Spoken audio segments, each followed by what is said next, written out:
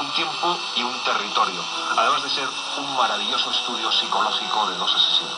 Pero de pronto, en las primeras horas de aquella mañana de noviembre, domingo, ciertos ruidos extraños interfirieron en los sonidos nocturnos normales de Holcomb. La histeria recupera a los coyotes, el chasquido seco de las raudas durante los pobladores, el ruido que se aleja de los mientras las ruedas nocturnas. Un animal los atuentos, cuatro disparos de escopeta. Las obras maestras de la literatura en 60 minutos.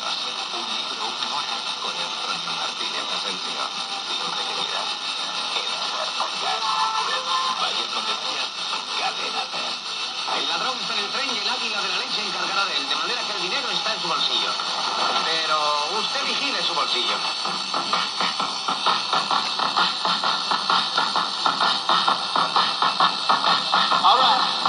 Bueno, pues seguimos desde Mérida, gracias al cariño de la Consejería de Cultura, Turismo y Deporte de la Junta de Extremadura, que nos está apoyando hoy en toda esta historia que estamos haciendo. Estamos ya casi en la recta final, nos estaban diciendo, nos han quedado cosas por decir, que han venido compañeros vuestros, periodistas que han alucinado y han flipado con todas las rutas por Extremadura. No me extraña, porque nosotros también